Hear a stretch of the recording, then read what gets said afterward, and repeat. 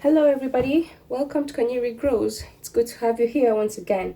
So guys, today I'm just here to show you something that has just, spoiled my day. Well, for a gardener it is a bummer. But anyway, we are happy because we have learned a lesson. This is a lesson that I want to share with you. So what happened basically, we are looking at my broad beans now. These are the broad beans that I just sowed a few days ago.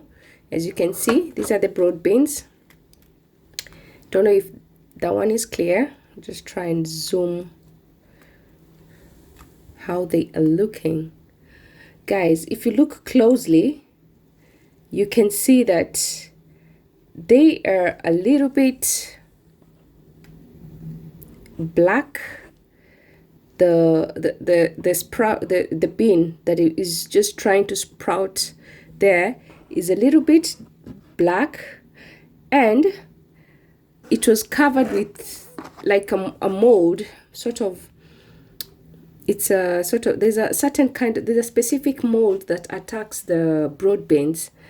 So this is how they look, guys. You can see the whitish sort of thing. It wasn't looking pretty. It wasn't looking pretty at all. You can see even from the jiffy pots, they're all looking moldy.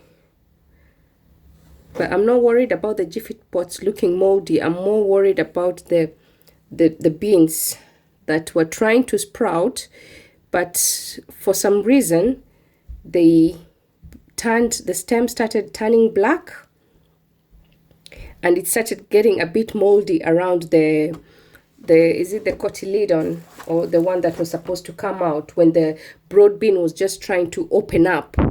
The white broad bean was trying to open up, but it started getting a bit moldy, and the stem, the little stem coming out of it, started going all black. So guys, let me explain why this is happening. This is happening because there's been too much moisture when the broad beans was trying to germinate. When it was just first trying to sprout, it was met with so much moisture such that it started to rot, and that is why there was a bit of mold around it and the blackening of the stem. So why was there so much moisture in this particular container? Because this is a little bit different. As you can see, guys, this is a little bit different. The way it looks is different from these other ones that I'm growing in, because these ones, they have this opening here to let off moisture.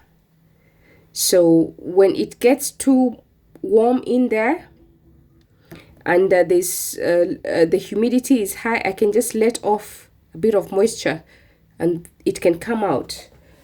And you can see these are the tomatoes, which are growing very, very well. Initially they had a cover on top.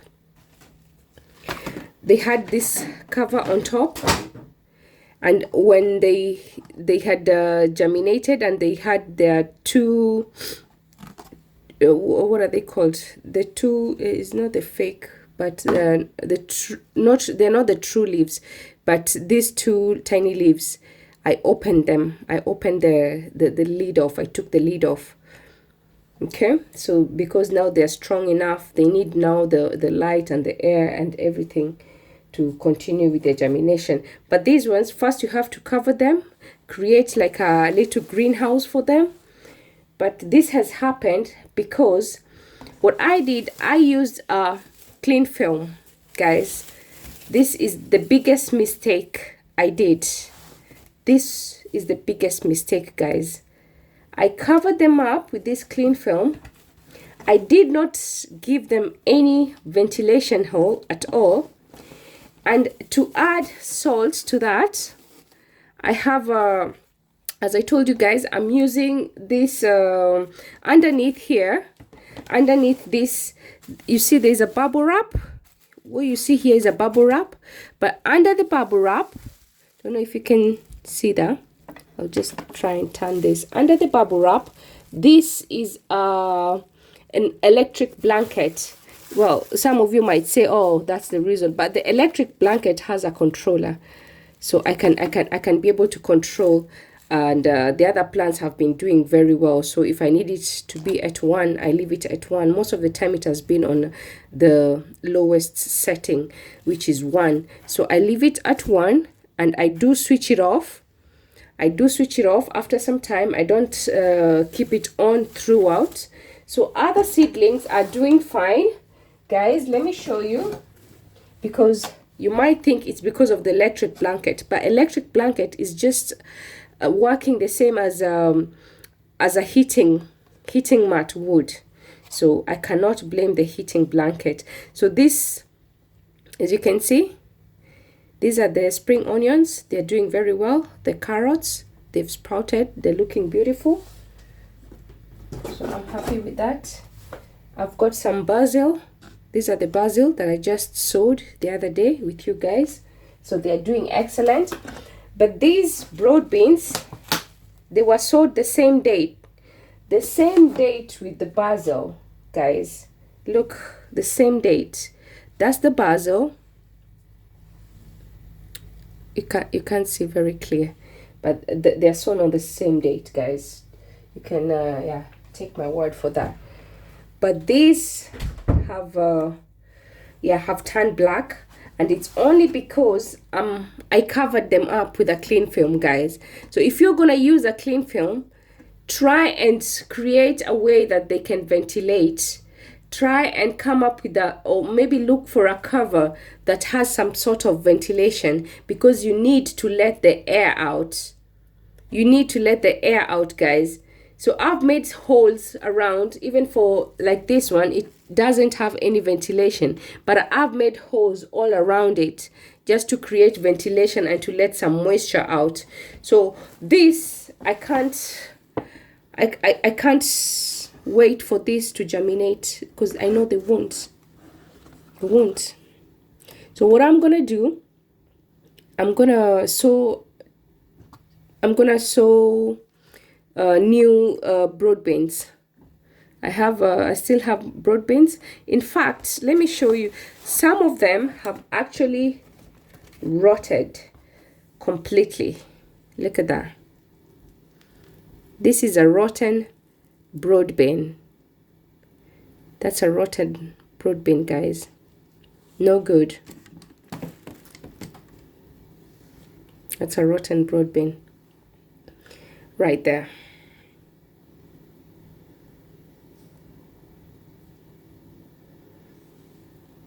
So I am not very happy with that, but I've learned a lesson, guys, and I just wanted to share that with you so you don't make the same mistake that I did. Don't make that mistake. Make sure if you're gonna use, and on top of everything, I do have a grow light, which is just above all these plants. So I do use a grow light, which is, I have put it off at the moment because it's interfering with my lighting. But I do have a grow light, which is also powerful. I use the Spider Farmer, and it has a full spectrum, so it is very good for the germination of the seeds. And I have the heating that is coming from underneath, from the electric blanket. And when I put the cling film, it causes the beans to rot.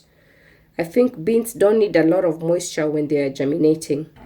Yeah, because you know it's a big seed. It's a big seed, and because it's a big seed, it can take in a lot of moisture, and because of the surface area, when it takes in a lot of moisture, and it can easily rot. So guys, that's all for today. I hope you have learned a lesson just like I have, and don't make the same mistake that I did, guys. So that's it for today. Thank you so much for watching. Thank you to all my subscribers, for all those subscribers that keep coming back to watch my videos. I truly appreciate. Give this video a thumbs up, guys, and also leave a comment there. Let me know how your sowing is going on. It's still early to sow a few seeds, and watch my other videos as well. so that you can learn and know what kind of seeds you should be sowing in this season. Thank you guys, and until next time, bye bye.